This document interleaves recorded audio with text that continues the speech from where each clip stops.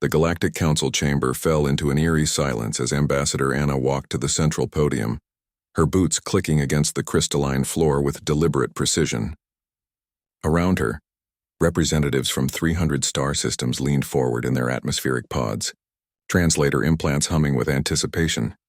Leo stood in the human observation deck above, his arms crossed as he watched his colleague prepare for what might be humanity's most important moment in galactic history. For 6 months, the Council had demanded explanations, reparations, and apologies. For 6 months, humanity had said nothing.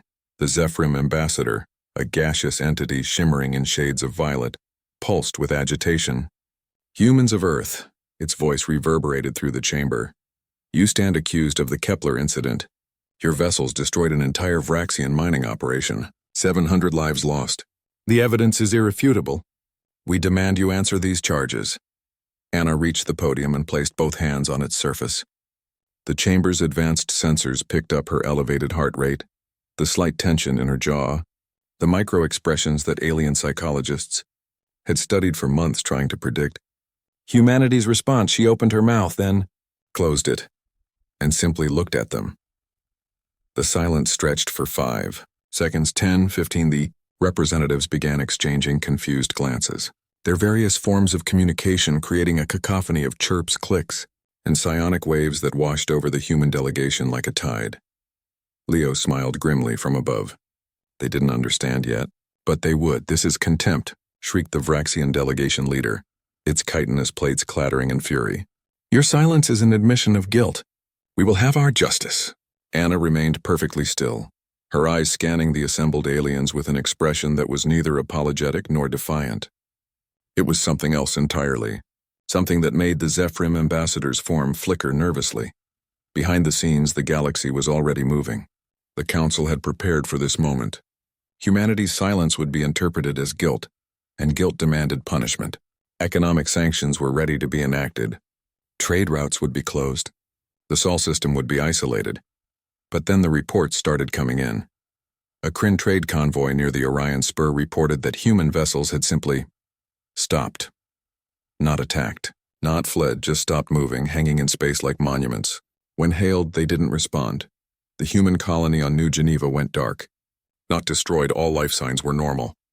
They simply stopped all communications. Every transmission, every signal, every ping. Earth itself fell silent. The constant stream of data, entertainment, scientific papers, and cultural exchange that humanity had shared so freely for 3 decades just ended. Within an hour, the Galactic Council realized that humanity hadn't just declined to speak in this chamber. Humanity had declined to speak to anyone, anywhere, about anything. Leo watched as the first tremors of understanding rippled through the assembly. An aide rushed to the Zephyrim Ambassador's pod, tentacles gesturing frantically at a data slate. The violet gases swirled in what Leo had learned to recognize as confusion. The Vraxian ambassador received a similar message.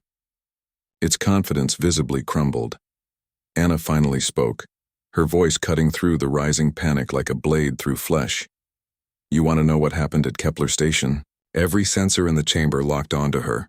300 civilizations held their collective breath.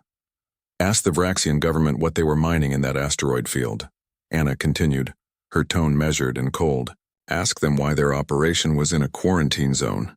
Ask them why, when our researchers discovered the Vraxian miners had awakened something that had been sleeping in that rock for 1 billion years, they refused to evacuate." The Vraxian ambassador's mandibles clicked nervously. "Lies, propaganda." "We have the data," Anna said simply. "The telemetry, the biological scans, the projections of what would have happened if that entity had fully awakened and reached a populated system. We sent it to you. All of you. 6 months ago," the Zephyrim ambassador pulsed rapidly. "We received no such transmission." Anna's smile was devoid of warmth. "Yes, you did. Check your classified intelligence archives. The ones your security committees deemed too sensitive for general release. The ones that suggested humanity might have saved 300 billion lives by destroying 1 mining station."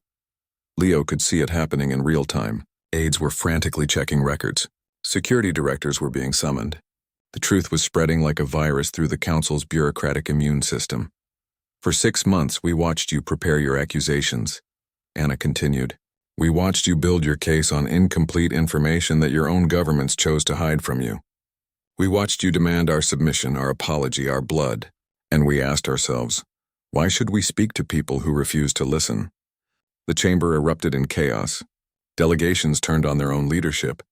Accusations flew. The careful political order that had demanded humanity's prostration began to crack. So we stopped speaking, Anna said, her voice somehow cutting through the noise. To all of you, completely. Because if our warnings mean nothing, if our evidence is suppressed, if our sacrifice is met with demands for reparations, then perhaps our words have no value in this galaxy. The Zephyrim ambassador's form had dimmed to a faint purple glow. You would cut yourself off from galactic civilization? Over this? Anna leaned forward slightly. We would remind you what silence sounds like. We would show you what the galaxy looks like without human medicine advancing your lifespans by 30%. Without human engineers optimizing your FTL drives. Without human artists enriching your cultures. Without human warriors standing between you and the things that lurk in the dark. Leo felt a cold pride settle in his chest. This was the gambit. The one they'd planned in absolute secrecy. The one that relied on a simple truth. Humanity had become indispensable. We will speak again, Anna said, when you are ready to listen. Until then, enjoy your silence. She turned and walked from the podium, her footsteps echoing in a chamber that had forgotten how to breathe. Within a week, the Vraxian government had collapsed under the weight of its revealed deceptions. Within 2 weeks, the Council had issued a formal apology and commendation for humanity's actions at Kepler Station. Within a month, reforms swept through galactic governance, establishing new protocols for intelligence sharing and crisis response, and humanity, having made its point, began speaking again. But the galaxy never forgot the lesson. When humanity declined to speak, they had learned what true dread felt like. Not the fear of human weapons, but the terror of human absence. In the vast and ancient cosmos, humanity had proven something that no other species had managed. Sometimes the most powerful weapon isn't a gun, a bomb, or a fleet. Sometimes it's simply knowing when to shut up and when to make them beg you to speak again. The end.